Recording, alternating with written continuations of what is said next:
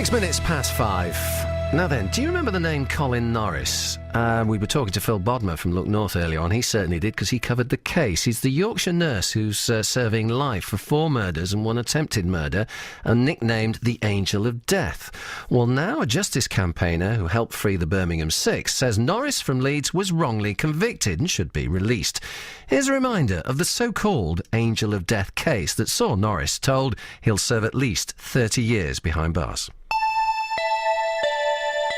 In 2008, Colin Norris was convicted of 4 murders and 1 attempted murder. His victims were elderly women. They were being treated at Leeds General Infirmary and St James's Hospital. Norris, a nurse, had worked at both hospitals. Crown Court jurors were told Norris had injected the women with doses of insulin, triggering a fatal hypoglycemic attack. Known as hypos, the attacks are common amongst diabetics, but none of the 4 women who died had diabetes. Prosecutors said a cluster of 5 spontaneous hypos among non-diabetics would have been so rare a crime must have been committed. But Norris's supporters say the science has now moved on. Paul May led the campaign to free the Birmingham Six and is now at the front of the Colin Norris campaign. The evidence on which Colin was convicted, which was largely scientific evidence, proved to be a fallacy. It was believed as recently as 2008 that non-diabetic people just couldn't get what's called hypoglycemia, low blood sugar. But we now know, as a result of various research studies, that it's not all that uncommon among very elderly hospital patients. Backing for the Colin Norris campaign is growing, but one person who stood by him from the start is his mother, June Morrison. If you are a parent and you believe in whether it's a son or daughter, you will fight, you will do anything you can to protect them and to campaign against something that's been wrong for them. Wake up in the morning and that's the first thing you think about, and you go to sleep at night, or before you go to sleep, that's what you think about. Another voice now convinced of Norris's innocence is one of the men who tried him. This juror approached the BBC and spoke to its Panorama programme. This case was presented with this new evidence today. I don't even know how we could possibly get to court in the first place. Is Colin Norris a murderer? In my opinion, no. Sitting in that same courtroom as the juror was John Wilby, son of Vera Wilby, who Norris was convicted of attempting to murder. Around the time of that Panorama programme, Mr Wilby spoke out to say he'd sat through the trial and was still convinced the former nurse was guilty. So while the Criminal Case Review Commission considers the Norris case, the former nurse's supporters will continue to question the evidence against him. As they do, the families of the murder victims will want people to remember that 4 of their loved ones went into hospital and did not come home. That's Richard Edwards reporting there on the case of Colin Norris, the so-called Angel of Death. And listening to that, Paul May, who's been a justice campaigner for decades and says Colin Norris's case is being held back by shortages of staff and funds at the Criminal Cases Review Commission.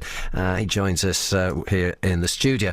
Also, you were instrumental on one of the figures in the campaign to free the Birmingham Six. So a pedigree there, I think it's fair to say, Paul. So what makes you think that the police have got the wrong man here?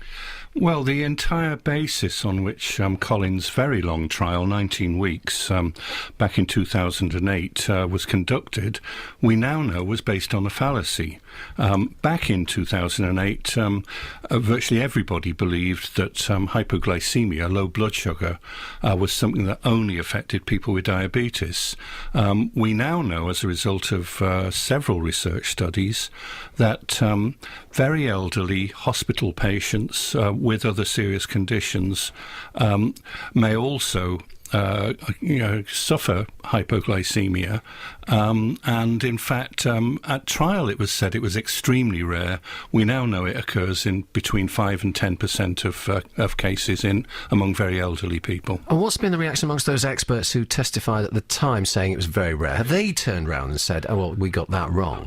One of them, the main expert, has somewhat modified his opinion. We don't know what the other experts have said, but but what we know is that we've put forward what's generally regarded as the world's leading expert on insulin, Professor Vincent Marks.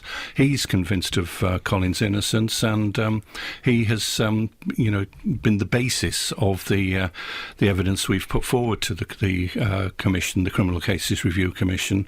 But they've had the evidence now for 4 years, and we'd like them to get a move on. So why is the delay? Because speaking as a layman, looking out, when someone's convicted on circumstantial evidence, which this was, there was no smoking gun or smoking syringe or whatever you'd like to say, fingerprints, there was nothing actually, no one could say for definite, we saw him do it, this is what happened. It was all circumstantial. When those circumstances change, shouldn't that automatically trigger some sort of a review? The law concerning expert evidence is, change in expert evidence is quite complex. Not only do you have to come forward with your own experts, you have to get all or most other experts to agree with the change in science. That's what happened in the Birmingham 6 case. It was a very long process, but we would hope now that the Commission will refer the case back to the Court of Appeal, and it can be examined in as much detail as the Court of Appeal deems.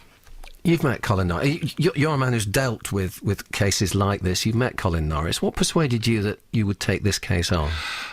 Partly Colin himself. I mean, it's not evidence we can put forward in court, but I've spent a lot of time at Franklin Prison in Durham with Colin, and I can say with 100% confidence he isn't a murderer.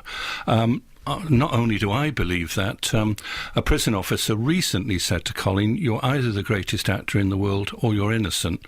Prison staff, over a period of time, tend to get to know who are the real criminals and who are the innocent prisoners. You're seeing him tomorrow. What will you be able to tell him? How soon will he might get presumably a retrial? Is that what you're looking for? We would expect that the Court of Appeal would order a retrial. There's no reason why there can't be a retrial, and that's preferable to them quashing the conviction. I will go over the likely process again with Colin, but basically we'll reflect on today's anniversary of the Birmingham 6 release, and hope that Colin's turn comes soon. All right, Paul, thanks very much for joining us today. Paul May,